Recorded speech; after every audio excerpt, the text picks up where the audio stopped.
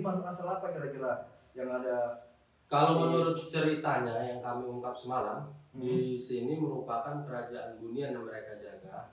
Ya kan? Ini benda ini kalau dia jatuh ke tangan orang yang salah, Mas. Ini tujuannya ngeri. Tujuannya berbahaya. Ini karena termasuk kalau kita bilang kalau jatuh ke salah orang, sebenarnya ini fungsinya untuk santet. What's up? Kembali lagi di podcast saya, podcast ceritakan semuanya. Kali ini saya kedatangan bintang tamu, Mas Bagas. Selamat datang Mas Bagas. Mas Tumen, Mas Cita, selamat datang di podcast saya, podcast ceritakan semuanya. Terima kasih sudah datang dan mau berkenan hadir untuk jadi bintang tamu saya. Di sini saya mau banyak bertanya kepada Mas Bagas dan Mas Tumel tentang kegiatan yang Mas Bagas dan Mas Tumel yang selama ini dikerjakan. Apa itu sih Padepokan Tasbih Malam? Coba Mas Bagas jelaskan dulu. Oke. Assalamualaikum warahmatullahi wabarakatuh. Selamat malam para pendengar podcast ceritakan semaunya. Malam ini kebetulan kita memang diundang kemari sebagai bintang tamu yang untuk mengisi acara malam ini. Mungkin sesuai dengan nuansa malam ini, malam Jumat, mungkin agak aura misteri ya. Jadi saya akan ceritakan sedikit tentang apa sih Padepokan Tasbih Malam itu kan. Padepokan Tasbih Malam itu kami memiliki visi ya, bahwasannya kami bergerak di bidang spiritual ya. Tujuannya itu untuk mengungkap misteri ya, mengungkap misteri dan sejarah-sejarah yang mungkin tidak tercatatkan di dalam buku sejarah dan mengungkap mitos-mitos yang beredar di masyarakat. Itulah tujuan dari Tasbih Malam. Tujuan dari Tasbih Malam. Tasbih Malam ini domisilinya di mana nih, Bang Bagas? Kalau domisili Tasbih Malam memang kami di lingkungan 2, Kelurahan Serenggas, Kecamatan Kisaran Barat, Kabupaten Asal. Jadi Padepokan Tasbih Malam ini sudah berapa lama berdiri kira-kira? Kalau berdirinya sih kami dari awal Januari lah kita mulai meniti karir live streaming apa kan. Dari awal Januari baru berjalan sekitar 6 bulan ini. Sudah berjalan sekitar 6 bulan. Kegiatannya apa aja tuh kira-kira? Coba Mas Tumel bisa jelaskan kegiatan dari Tasbih Malam ini. Kegiatannya awalnya itu belum tahu nih rencananya apa, tetapi kumpulan anak muda yang memiliki keahlian A, keahlian B, dari spiritual lah kalian ya? Iya, dari spiritual akhirnya dikumpulkan jadi satu, musyawarah. Ya, jarang-jarang ya anak muda bisa tahu musyawarah kan. Tahulah zaman sekarang nih kan, maunya main sendiri, suruh sendiri gitu kan. Jadi kumpul cerita tentang keahlian mengarah kepada spiritual. Nah, terbentuklah. Awalnya belum ada Tasbih Malam, hanya begitu-begitu saja. Terus tema dari Tasbih Malam itu mengungkit apa gitu. Ada yang bilang uji nyali, ada yang bilang pengangkatan harta karun, apa dan segala macamnya. Disitulah musyawarah itu. Akhirnya pengungkapan sejarah keputusan dari musyawarah itu. Akhirnya terbentuklah dari keahlian dari spiritual si A. Dia sanggup menjadi mediator dan eksekutor. Nah, itu. Jadi intinya pengungkapan sejarah, dan apabila nanti di situ dikasih oleh-oleh yang berupa keris, terus cincin, batu cincin, terus itu semar atau jenggot atau bekan, gitu kan, baru tugas eksekutor lah yang mewujudkannya. Oke, jadi tadi sudah saya tangkap nih dari ceritanya Mas Tumel tadi. Pertama yaitu uji nyali. Berarti Tasbih Malam ini awalnya dari spiritual, kegiatannya itu berhubungan dengan makhluk goib, makhluk astral ya. Terus tadi juga saya tangkap lagi dari cerita Mas Tumel mengenai benda-benda keris, batu. Berarti ada hubungannya antara Tasbih Malam dengan makhluk astral kemudian juga benda pusaka. dan benda-benda pusaka. Terus juga tadi saya tangkap lagi tadi mengungkip sejarah. Berarti dari tempat yang aura tasbih malam ini kerjakan berhubungan dengan makhluk astral untuk mengungkap sejarah yang ada di tempat itu. Berarti sudah berapa tempat ini kira-kira yang sudah ditelusuri? Kalau cerita pastinya sih memang kita tidak ingat lah ya Pak ya. Karena memang sudah banyak juga di atas 10-an tempat lebih lah. Oh, sekitar gitu ya. Karena memang lokasi itu kita main memang di Kelurahan Serenggas ini dan juga di luar Kelurahan Serenggas ini. Nah, tapi masih di kawasan Kabupaten Asahan lah. Iya. Berarti apa pengalaman kira-kira yang sudah didapatkan dari berhubungan dengan makhluk gaib ini kira-kira? Ya kalau cerita pengalamannya sih ya banyak yang kita dapatkan sih Pak. Ya. Salah satunya itu tadi itulah yang tadinya kita hanya mendengar cerita ataupun mitos yang beredar dari turun temurun nenek atau nenek kakek buyut kita dulunya tentang lokasi tersebut. Umpamanya kita bilang ini salah satu contoh yang saya ceritakan. Kita bilang daerah penelusuran kita yang kita lakukan di belakang kamar gudang rumah sakit Kartini. Nah, ya kan? Di situ dulunya hanya kita dengar cerita di situ ada tempat pembakaran mayat. Nah, dan sekarang mungkin gedungnya sudah terbengkalai dan itu sudah terpakai.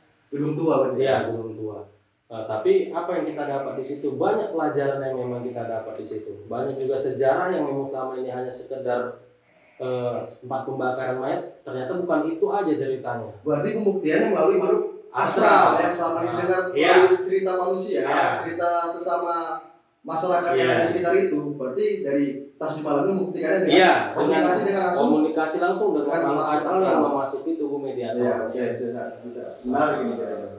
Kemudian sudah berapa banyak benda yang sudah didapatkan dari penelusuran dari tasbih malam ini dari berbagai tempat itu tadi? Kalau benda, alhamdulillah setiap penelusuran kami mudah-mudahan lah ya kan, kami selalu dapat emang amanah berupa benda pusaka, baik itu mau keris, mau batu, atau macam sebagainya. Tapi di satu tempat kebanyakan sih satu buah kan gitu. Berarti satu tempat satu buah. Iya. Jadi kalau koleksi benda itu memang ada sekarang dan memang kami pegang karena itu bukan amanah dari mereka memberikan kepada kita bahasanya itu untuk dijaga atau dirawat. Oh, jadi untuk bisa mengambil benda itu apakah harus ada apa ya namanya ritual khusus dulu dari tasbih malam ini sehingga nanti komunikasinya dengan makhluk astral ini atau makhluk gaib ini berjalan komunikasi yang baik, kemudian nanti melalui izinnya tadi baru bisa mengangkat benda itu. Apakah ada dari tasbih malam ini ada ritual khususnya dulu sebelum melaksanakan penelusuran ke tempat itu? Kalau untuk ritual khususnya sih nggak ada sih Pak. Cuman lagi gimana cara kita menegosiasi dengan makhluk penghuni yang ada di situ. Apabila memang mereka mengizinkan untuk kita wujudkan bendanya yang kami terima. Tapi kalau tidak pun kami tidak mau memaksa ataupun mencurinya. Oh, berarti nggak sesama manusia jaga negosiasi. Iya. Kalau sesama makhluk gaib juga disaling bernegosiasi. Iya. Karena bisa saya tangkap di sini karena dari tasbih malam ini tidak puas dengan cerita sejarah atau cerita dari masyarakat berkomunikasi dengan makhluk gaib untuk langsung menentukan atau langsung mengupas apakah benar itu sejarah di tempat itu sesuai dengan cerita yang kita dengar, narasumber yang kita dapat lah. Terus kayak yang saya tanyakan Mas Tumal ini, ada berapa orang kira-kira dari tim Padepokan Tasbih Malam ini? 15. Sekitar 13 orang. Berarti dari 13 orang ini tupoksinya atau fungsinya beda-beda. Iya, beda. Ada keahlian masing-masing. Ada keahlian masing-masing. Bisa disampaikan apa aja keahliannya kira-kira? Satu, penguncian wilayah. Di saat kita bermain itu kan supaya makhluk astral itu jangan keluar masuk. Oh, berarti dikunci ya? Iya, benteng gaib. Oh, di benteng ya? Jadi kalau nanti bisa masuk itu harus dipermasalahkan. dipermasalahkan. Kenapa bisa kenapa bisa masuk akal itu? Nah, sama tugasnya yang itu. Ada yang tugaskan itu harus sebagai benteng lah, pagar betisnya. Ya. Terus yang kedua untuk menjaga supaya yang mediator ini tadi memanggil kadang masuk akal itu yang dipanggil itu tidak mau mengungkapkan sejarah itu karena masa kelam orang itu mungkin jadi mengeluarkannya dari tubuh mediator. Kadang di situ berinteraksi, kadang mau marah, kadang mau apa. Sebab mau kita pertahankan, toh juga dia nggak ngasih informasi kan percuma. Jadi manggil yang lain itu tugas yang kedua. Oh, sebagai mediator ya? Ya. Terus tugas yang ketiga itu eksekutor. Setelah kita santun bernegosiasi sama makhluk akra itu, akhirnya makhluk itu memberikan sebuah oleh-oleh sama kita, maka tugas eksekutor lah untuk mewujudkannya. Berarti dari penguncian benteng, kemudian juga ada mediator untuk berkomunikasi dengan Padepokan Tasbih Malam, iya. Dan langsung ada eksekutornya. Untuk mewujudkan benda itu ya. Berarti di sini saya tangkap Tasbih Malam ini kegiatannya tuh benar-benar untuk mencari tahu seberapa mistiskah tempat itu, seberapa angkerkah tempat itu. Karena dari cerita dari masyarakat itu bisa benar, bisa tidak. Jadi harus berhubungan langsung dengan makhluk astral. Di situ kita lah meluruskan ceritanya tadi. Baru nanti disampaikan. Buktiannya kan gitu. Baru nanti disampaikan ke masyarakat. Iya. Karena kan ketika kita melakukan penelusuran tadi Pak, tetap masyarakat itu tetap melihat langsung. Jadi masyarakat diperbolehkan. Diperbolehkan. Yang penting itu tadi tetap santun. Jadi di dalam kegiatan penelusuran dari Tasbih Malam ini, apakah ada hal-hal yang di luar dari pengendalian dari Tasbih Malam ini? Ada. Terkadang memang ada juga benturan-benturan yang terjadi di lapangan. Ya itu memang itu tadilah salah satu contoh halnya, dia berupa gesekan-gesekan energi yang timbul dari penelusuran. Seperti kita juga manusia, ketika kita datang mungkin mereka ada yang tidak senang. Itulah yang terjadi sering mau terjadi bentrok, ya kadang mau ajak duel juga, bertaruh dengan astral. Taruh. Ya tadi ada cerita-cerita benda tadi. Apakah tadi bendanya ada di bawah kira-kira? Jadi bisa kita kasih tahu sama penonton, ceritakan semuanya. Inilah hasil benda dari penelusuran dari Padepokan Tasbih Malam. Dan bisa dijelaskan nanti ya Bang Teguh Satya. Ini dari mana? Ini dapatnya dari mana?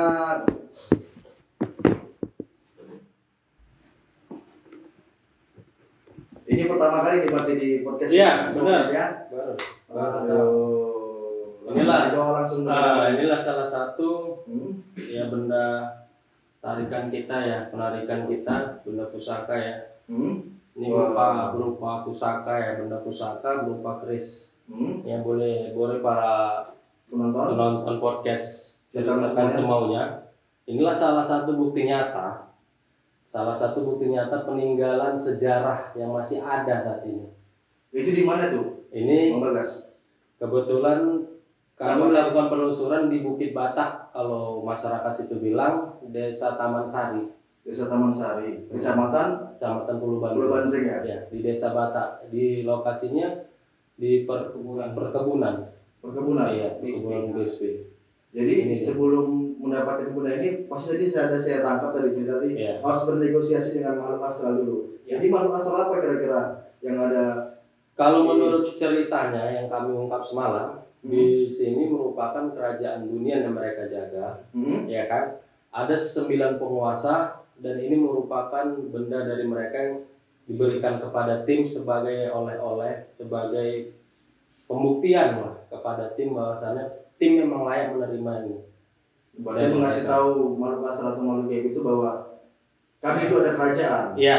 Kami ada kerajaan dunia. Memang ada sampai sekarang. Sampai sekarang memang ada kerajaan dunia untuk menunjukkan ke manusia, khususnya umat manusia, dikasihlah oleh-oleh untuk Ya, Padepokan Tasbih Malam. bahasanya inilah benda yang dari kerajaan kami.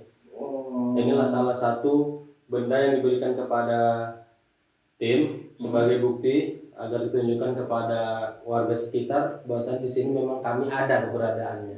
Oh, iya. Dan inilah salah satu bukti sejarah gitu. Yang selama ini mungkin dilupakan. Iya. Namanya Ya mungkin kan kalau kita orang awam juga nggak tahu ya kan. Keris ini udah ratusan tahun tapi kok masih utuh. Iya. Dan masih kilat lagi nih. Jadi kalau ini kita beri lah. Oh. Kalau sarung amin. Aslinya? Ya, kalau aslinya sama kita tengok. Ini keris 9 lekuk. Ya. Benar-benar ada ya berarti ya. Umurnya udah ratusan tahun tapi kenapa kok masih bisa terjaga? Kan gitu kan. Secara nalar namanya besi, Secara logika, logis ya. Secara logika kita ya kan. Besi biasa kalau udah kena tanah, di dalam tanah pasti kan berkarat. Iya benar. Tapi ini masih mulus, Masih dan mulus, masih terjaga ya. masih terjaga.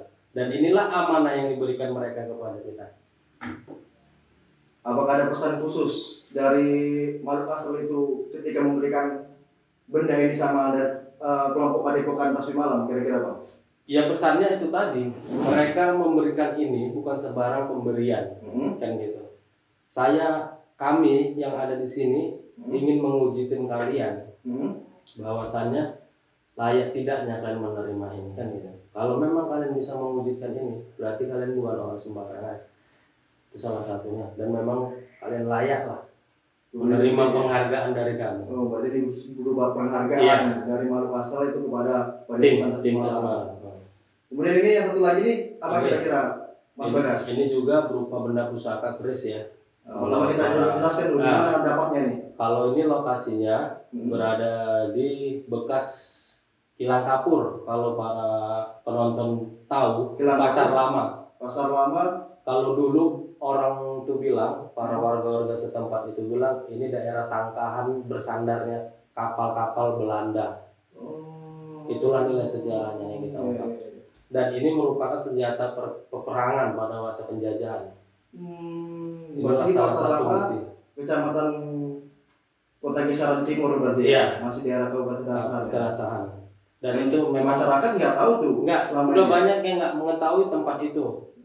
Bahasanya di situ dulunya salah satu sebagai transaksi jual beli dunia. Perdagangan ya, kita bilang perdagangan dunia. Bahasanya kapal-kapal dari bangsa Eropa itu berlayar. Ya salah satu jalurnya Sungai Asahan itu, dan disitulah tempat bersandarnya kapal. Inilah menurut cerita sejarahnya. Inilah yang dapat kami ungkap kemarin, dan ini benda diberikan kepada kami berupa keris.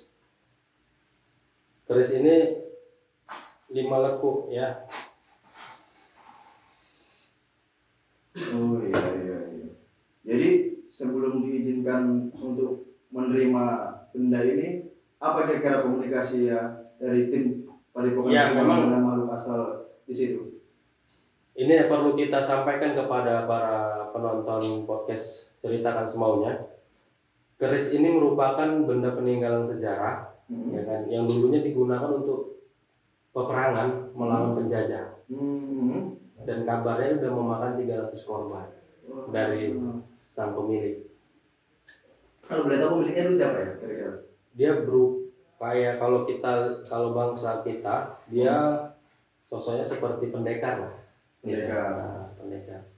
Jadi keris ini kita terima kemarin sebagai oleh-oleh lah kepada tim juga. Yaitu menceritakan bahwasannya dulunya di situ memang tempat yang memang sangat bersejarah kan gitu. Iya, itu pesan yang disampaikan dari Mas itu. Karena disampaikan ke kita ya, semua ya. Kita semua. Karena apa? Nggak ada lagi manusia zaman sekarang ini yang kita bilang lah generasi penerus kita. Udah banyak sekali yang memang udah melupakan sejarah katanya.